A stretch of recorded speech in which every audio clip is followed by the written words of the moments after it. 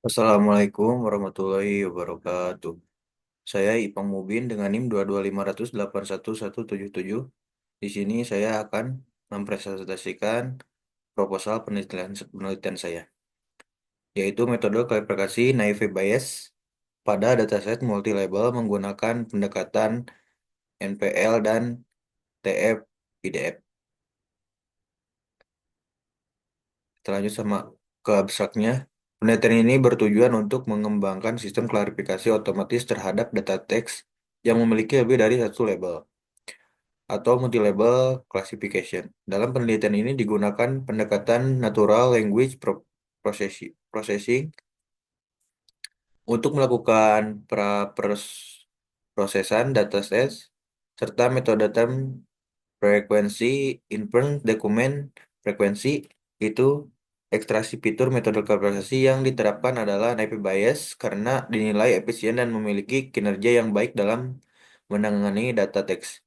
Data yang digunakan merupakan data multi-label berbahasa Indonesia dari repositori terbuka. Evaluasi performa dilakukan menggunakan metrik F-measure untuk mengukur keseimbangan antara presisi dan rekal. Diharapkan pendekatan ini mampu meningkatkan akurasi klarifikasi dan memberikan kontribusi nyata terhadap pengembangan sistem klarifikasi teks otomatis. Lanjut ke latar belakangnya, di era transportasi digital, volume data teks tidak terstruktur meningkat secara signifikan dari berbagai sumber seperti media sosial, berita online, dan artikel ilmiah. Data ini menuntut metode analisis yang mampu menangani kompleksitas serta volume besar secara efisien. Salah satu tantangan utama dalam pengelolaan data teks adalah klarifikasi multi-label, yaitu kondisi di mana satu dokumen dapat diklarifikasikan ke dalam lebih dari satu kategori secara bersama. Pendekatan klarifikasi konvensional masih terbatas dalam menghadapi tantangan ini.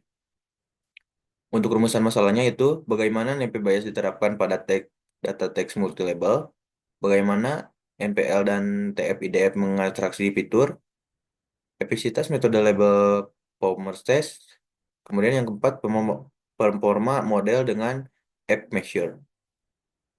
Untuk batasannya yaitu dataset teks Indonesia Kaggle repository NPL. Metode klarifikasi hanya naive Bayes. Ekstraksi fitur TF-IDF, fokus multi-label, evaluasi hanya F-measure. Untuk tujuannya yaitu menerapkan naive Bayes untuk klarifikasi multi-label.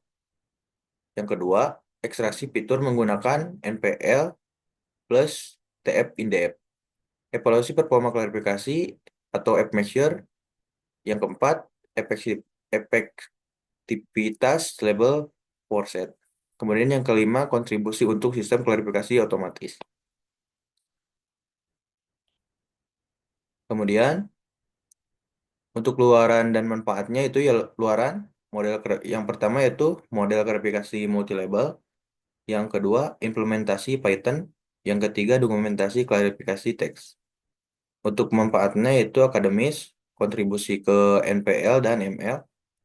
Yang kedua, praktis sistem rekomendasi tag artikel. Yang ketiga, acuan aplikasi cerdas berbasis teks.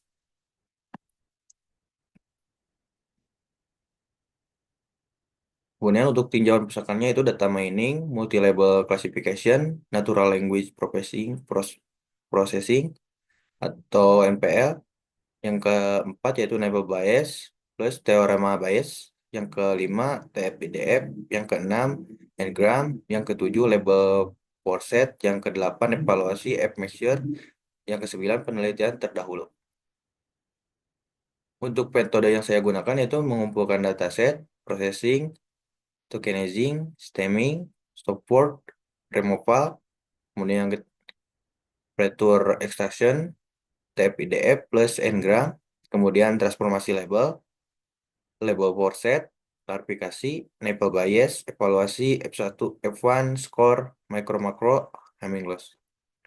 Untuk evaluasinya yaitu evaluasi dengan fivefold, cross validation, metric, precision recall, F1 score. Yang ketiga, visualisasi label dan grafik performa. Yang keempat, analisis kelebihan dan kekurangan model. Untuk kesimpulannya, yaitu penelitian ini menunjukkan bahwa metode klasifikasi Naive Bayes yang dikombinasikan dengan pendekatan Natural Language Processing dan ekstraksi fitur menggunakan TF-IDF dapat diterapkan secara efektif untuk menangani permasalahan klarifikasi teks multi-label.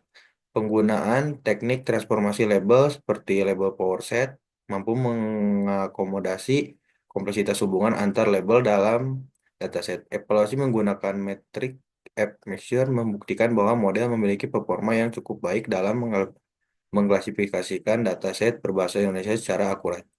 Dengan demikian, pendekatan ini dapat menjadi alternatif solusi dalam mengembangkan sistem klarifikasi otomatis untuk berbagai aplikasi seperti analisis opini, sistem rekomendasi, serta mengelompokkan dokumen berbasis teks.